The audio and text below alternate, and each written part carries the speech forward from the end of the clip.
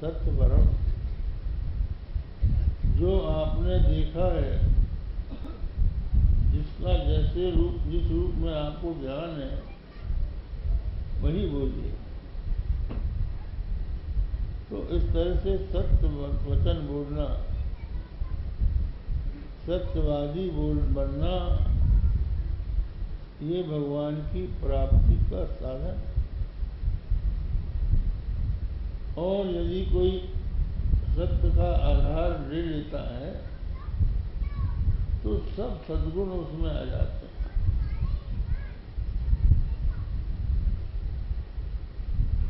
राजा विक्रमादित्य की कथा है।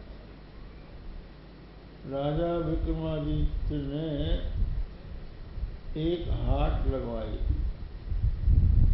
हमारे नगर में एक हाट लगेगी, उसमें जितने भी वणिक हैं, व्यवसायी हैं, वो सब अपना अपना सामान लेकर आए।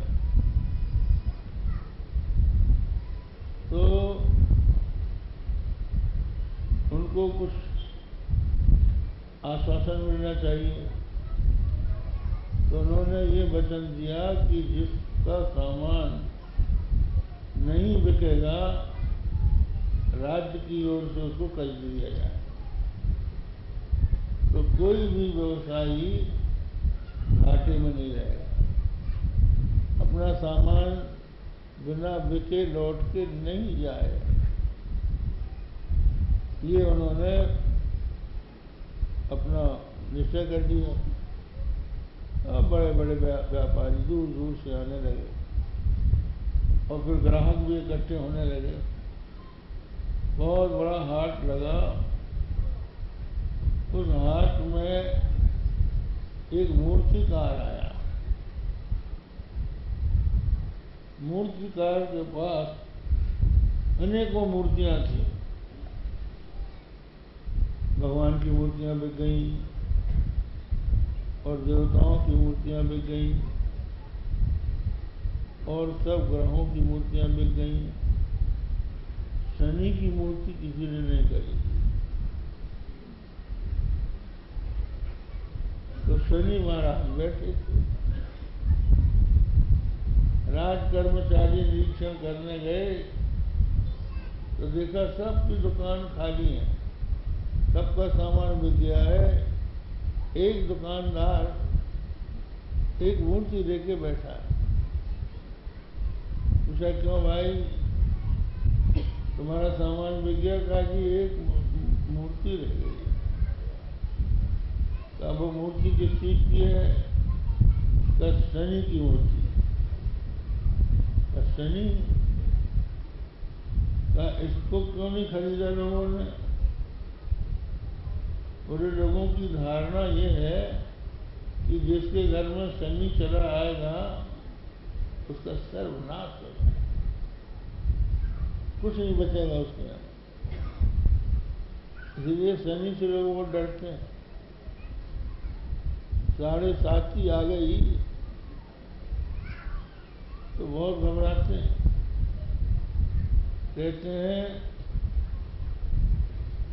जब कैकेयी ने राम को वनवास दिया, लोगों ने यही कहा कि ये कैकेयी नहीं है, ये 7:30 है,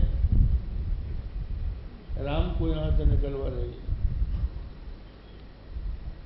तो राजा से जाके कहा गया कि महाराज एक व्यापारी की मूर्ति रह गई है, वो मूर्ति शनि की है। बोले उसको लोगों ने क्यों नहीं खरीदा? कहा शनि की मूर्ति कोई अपने आप आपत्ति मोड़ लेगा क्या? शनि को घर में कौन बुलाएगा? बोले हमने वचन दे दिया कि जिसका सामान नहीं बिकेगा उसका हम खरीदेंगे, ले आओ खरीद के। तो खरीद के शनि की मूर्ति आई और राजा ने अपने ही कमरे में उसको रख दिया और राजा रात को सोया। तो एक बड़ी सुंदरी नारी आई। उससे पूछा आप कौन है? बोली मैं राज्य लक्ष्मी हूँ, अब तुम्हारे यहाँ शनि आ गया, जा रही हूँ। उसके बाद एक पुरुष आया, का आप? बोले मैं यश। स्त्री आई, का मैं कांति। एक कहने लगी मैं दीप्ति। इस तरह से एक पुरुष आया, उसने कहा हम वैभव हैं। तो जितना भी आभाग, सौभाग, प्रभाग, कांति सब आकर जाने लगी और कहा जाओ जाओ जाओ, शनि आ गया, हम यहाँ नहीं रहेंगी। बड़े बड़े पुरुष आए, कहा हम आपके साथ रहते थे, हम भी जा रहे हैं, शनि आ गया। एक पुरुष सामने आया, उससे पूछा आप कौन है? तो वो बोला मैं सत्य हूँ, मैं जा रहा हूँ। कर तुम नहीं जा सकते, तुम्हारे पीछे हमने सबको छोड़ा है, तुम्हारे पीछे हमने शनि को बुलाया है, तुमको हम नहीं छोड़ेंगे। सत्य को पकड़ लिया तो सब लौट के आ गए, शनि रह गया, कुछ नहीं कर पाया। इसलिए सत्य धर्म न दूसर सत्य समाना, आगम निगम प्रसिद्ध पुराना। कहते हैं सत्य के समान कोई दूसरा धर्म नहीं है। सत्य व्रतम सत्य परम,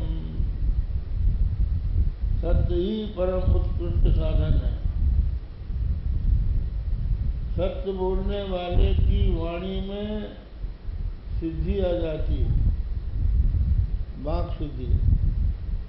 जो लोग झूठ नहीं बोलते वो किसी को आशीर्वाद दे देते हैं तो वो फल जाता है,